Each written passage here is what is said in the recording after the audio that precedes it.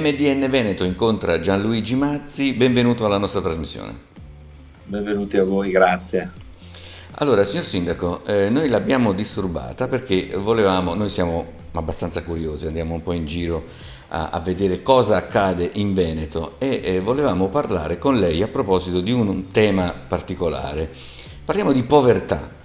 I sindaci sono in prima linea da questo punto di vista, ci sono tanti temi sui quali voi siete chiaramente impegnati, ma il tema della povertà è un tema che soprattutto in questo periodo di difficoltà dovuta al Covid è venuta fuori molto forte. So addirittura che voi avete fatto un'iniziativa che riguarda la spesa, ci vuole dire qualcosa da questo punto di vista? Sì, la povertà è un argomento che da sempre accompagna nel ruolo di amministratori, accompagna le scelte e ciò che viene insomma, spesso definito nelle politiche sociali del territorio. Quello che è accaduto con il Covid è abbastanza insomma, impattante, forte, perché sono arrivate delle nuove povertà, cioè quello che è successo è che all'interno del proprio comune ci sono tante persone che, soprattutto chi opera nell'ambito dei lavori umili, lavori più difficili, che può essere anche semplice lavapiatti, camerieri, soprattutto in un contesto come il nostro, che siamo a ridosso del lago di Garda, quindi una zona molto turistica, ci siamo trovati con un sacco di persone che, abituate a questi contratti stagionali, si sono invece fermati completamente, e quindi quello che era il calcolo a volte del singolo euro per mantenersi e mantenere la propria famiglia si è scontrato con una situazione dove non c'è più un'entrata, e quindi ai comuni si sono presentate persone che non erano conosciute, e quindi l'aspetto che abbiamo voluto affrontare immediatamente era quello di dare una mano veloce sulla base di quelli che erano gli aiuti che lo stesso Stato insomma ha girato poi ai comuni, e allo stesso tempo cercare il più possibile di avere anche degli strumenti, in questo caso strumenti locali, in grado di gestire attraverso quella che è anche solo la spesa, perché poi lo abbiamo allargato anche a tante altre funzionalità, a tante altre diciamo, applicazioni in quello che può essere l'utilità della famiglia. E attraverso anche la semplice spesa abbiamo erogato dei contributi, cercando in questo modo di riuscire in tempi brevissimi a soddisfare quelle che erano le esigenze di tante persone. Lo abbiamo fatto sia come nel mio territorio, insomma come sindaco del comune di Sona, ma allo stesso tempo attraverso quella che si chiama la conferenza dei sindaci, quindi quell'area vasta del nostro territorio, lo abbiamo erogato un po' su tutti i comuni, quindi ci siamo posti dei protocolli di base comuni, mantenendo quella che è l'autonomia del singolo territorio, insomma del singolo diciamo, area amministrativa, ma con un filo conduttore unico. E questo ha funzionato molto bene e sta funzionando ancora, perché le stesse amministrazioni, gli stessi comuni stanno in questo momento cercando di spostare quelle parti di bilancio che inizialmente pre-Covid erano magari destinate a capitoli diversi e spese diverse, sono state portate tutte in quello che può rientrare nell'ambito del welfare locale, e in questo modo aiutare sia le persone in difficoltà, parlavamo di spesa alimentare, insomma di aiuto in quello che è la necessità quotidiana, ma anche in quello che è l'ambito del lavoro e l'ambito delle attività economiche, dove ci sono delle grandi difficoltà. Insomma questo stop ha bloccato certi flussi e spese, costi fissi e fatturati bassi, quindi mettono in difficoltà anche il semplice artigiano, insomma tutte le realtà economiche del territorio. Insomma, si diceva, ma si dice ancora che l'unione fa la forza, e da questo punto di vista siete riusciti, diciamo, in questo periodo così smart in cui i social prevedono atteggiamenti di share, quindi di condivisione, invece il vostro è stato una condivisione reale su necessità forti legate alle persone che vivono i vostri territori. Mi viene anche da chiederle qualcosa, insomma, che va, diciamo, un po' più in alto, diciamo, di quello che è il singolo intervento, sempre rivolto al welfare. Lei che che risultato potrebbe dare rispetto, che test ha rispetto al reddito di cittadinanza? Ma allora, faccio una premessa e poi rispondo al reddito di cittadinanza. La premessa è questa: mai come in questo momento il sindaco, soprattutto nelle situazioni di emergenza, ha avuto così tanto potere.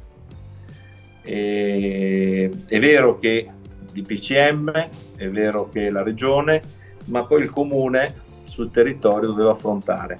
E mai come in questo momento il sindaco aveva ruolo riconosciuto e rispettato, perché nell'emergenza, nella paura, devo dire che la comunità rispondeva bene e quindi c'era proprio in quel momento un governo proprio locale. Questa è una delle situazioni che ci ha permesso anche tra sindaci, prima lei annunciava con questa domanda proprio nella premessa, di lavorare molto bene assieme. Quindi io sono sempre per una politica, e se potessi lanciare qualche messaggio, insomma, a chi governa, di dare molto più fiducia ai sindaci, che è vero che, cioè, date in mano i soldi, chiaramente, vero, sindaci capaci e rispettosi, vero, di quello che è la spesa pubblica. Però guarda, dico sempre, ci sono anche dei sindaci molto bravi, e sappiamo, perché poi abbiamo il termometro del territorio, noi conosciamo, c'è qualche sindaco che conosce tutti i cittadini, proprio i concittadini, vero, uno a uno li conosce, quindi capiamo bene, insomma, quali sono le esigenze. Su quello che sono poi gli aiuti, dando maggior responsabilità ai sindaci, sappiamo ben gestire quelli che sono i veri aiuti, le vere necessità. Il reddito di cittadinanza, personalmente, insomma, visto che non lo gestiamo noi direttamente, ma arriva dallo Stato centrale, devo dire, dal mio punto di vista, che è assolutamente una situazione che non serve a nulla. Quello che io sto misurando, perché mi sono poi anche informato, perché bypassa un po' l'amministratore locale, noi siamo coinvolti, dovremmo essere coinvolti in un secondo momento nell'affidare alcune attività, ma ad oggi nulla ci è stato chiesto, seppur vengono erogati questi aiuti. Ecco, devo dire che non è il modo corretto per gestire le emergenze, per gestire le difficoltà. Questo assistenzialismo io non lo capisco e non lo condivido. Insomma, credo molto di più in un aiuto però collegato ad un'attività, anche solo rivolta al territorio stesso, ma che sia misurata da chi vive quel territorio, perché poi si innescano delle furbizie, si innescano delle situazioni, mi dispiace dirlo perché ci tengo molto a questa nostra Italia, ma dico all'italiana, dove si cerca di fregare qualcuno, quando invece questi soldi sono sempre denaro nostro, denaro pubblico, quindi dovremmo avere anche maggiore attenzione di quelle che sono poi le nostre disponibilità economiche. Il reddito di cittadinanza, ecco, lo trovo molto lontano da quello che invece è il vero fabbisogno del territorio, e in particolar modo lo trovo molto lontano da quella che è la filiera che potrebbe meglio gestire il sindaco di un comune. Questo sì, sicuramente. Mi va comunque da sottolineare che diciamo, il concetto del servizio a favore del cittadino in difficoltà prescinde da chi fa il furbetto, perché altrimenti dovremmo fare attenzione a tante altre cose. Sono tanti i furbetti che abbiamo trovato, quelli del cartellino, quelli di chi sottrae fondi pubblici, eccetera, eccetera. Quindi quello che forse dovrebbe essere più corretto è il controllo. Cioè il controllo, Certo. così come lei giustamente diceva, ci sono sindaci e sindaci, ovviamente la differenza la fanno le persone e non gli atti, ma sicuramente quello che dovrebbe essere più attento è il controllo. Voi avete nel territorio giustamente un controllo molto più diretto, ecco che questo viene ad essere l'elemento forse che dovrebbe essere più la congiunzione fra Stato centrale e derivazioni istituzionali. Lei che ne pensa? No, lo penso, è esattamente quello che penso io, insomma, lei l'ha ben descritto. E io sono convinto, e non sono per il federalismo, e assolutamente sono convinto che l'Italia sia un'Italia unica, quindi è corretto che la regia economica sia unica e sia posta, in questo caso, nella capitale di uno Stato. Credo molto invece che una volta che ciò che viene proposto di natura economica, ma potrebbe essere anche di natura lavorativa, insomma, si propone un mestiere, si propone un aiuto anche di altro tipo. Adesso per esempio noi faremo un aiuto anche alle famiglie per permettere di comprarsi uno strumento elettronico, cioè un computer o qualcosa, perché molte famiglie non ce l'hanno. Quindi questi ragazzi, questi bimbi, questi figli che devono fare formazione a distanza, dovesse esserci qualche problema a settembre-ottobre, è importante che siano collegati. Quindi anche questo è un altro tipo di incentivo che noi facciamo. Però attraverso questa modalità, questi sistemi, li portiamo alla base, e alla base c'è una maggior attenzione e una maggior verifica di quelli che sono i furbetti. Quindi lei, dico sempre, davanti a un'autocertificazione o davanti a quello che può essere, insomma, la dichiarazione, c'è anche, insomma, una verifica che molto spesso è legata anche al fatto di vivere vicino a casa, di abitare nello stesso paese, nello stesso territorio. Certo. Però c'è anche da notare che forse grazie o per colpa al reddito di cittadinanza sono stati scovati tanti disonesti e sono stati consegnati alla giustizia. Questo comunque è un elemento positivo. Lo so, guardi, io dico sempre, quando parlo con i miei concittadini, ricordo sempre che ci sono i diritti e i doveri. I diritti noi li ricordiamo tutti benissimo, li sappiamo tutti. I doveri ce li dimentichiamo. E uno degli aspetti importanti è questo: un comune oggi ha un avanzo economico, tolto il patto di stabilità, noi li possiamo spendere. Purtroppo non li possiamo spendere del tutto, perché esiste un fondo di crediti di dubbia esigibilità che impongono al comune di tenere accantonati i soldi non incassati dai tributi. Quindi cosa succede, per assurdo? Che noi, più il cittadino non paga, non solo non elude quello che è l'aspetto tributario che serve magari per la raccolta dei rifiuti, ma impone al comune anche di obbligarlo di tenere fermi dei soldi che potrebbe portare ad altri investimenti. Questo le fa capire che siamo in un paese dove, io dico sempre, cerchiamo di essere cittadini in tutto, non solo in quelle che sono le richieste, cerchiamo di essere anche rispettosi di quelle che sono le scadenze. Siamo in difficoltà, ogni comune, lo stesso Stato, insomma, permette la rateizzazione, permette di andare attraverso i servizi sociali, perché poi abbiamo creato anche un fondo a disposizione per pagare noi le utenze nel caso in cui ci siano certificate e dimostrate alcune difficoltà. Ecco, ma cerchiamo di lavorare questo. Ecco, noi spesso abbiamo questo piccolo difettuccio, ecco, che dico, non so se sia solo nostro, e abito e vivo e governo, insomma, un territorio che, insomma, non sta male economicamente, quindi credo che ci siano delle difficoltà ancora maggiori in altri posti, in altri luoghi. È un po' quello che il fare il furbo, il furbetto, che a me dispiace tantissimo, perché poi sono le stesse persone che magari utilizzano i social per lamentarsi di quello che non viene fatto, e poi scopri, e non lo puoi dire, che sono gli stessi che non pagano poi i tributi. Ecco, quindi questo è un po', insomma, non è bello questa situazione, e mi porta sempre veramente a dispiacermi di queste cose. Lo dico sempre pubblicamente, e spero, ecco, di riuscire a convincere anche i furbetti a smetterlo di essere cittadini onesti in questa, insomma, grande e bella Italia che ha bisogno di ripartire anche per queste cose.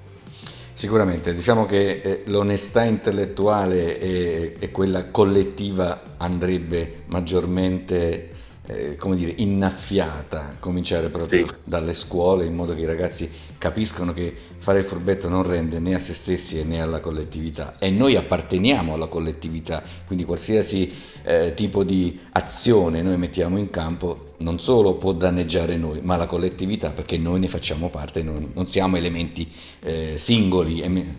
Ma io le porto, vi permetto giusto per fare un esempio di casa mia, quindi di quello che è il mio territorio.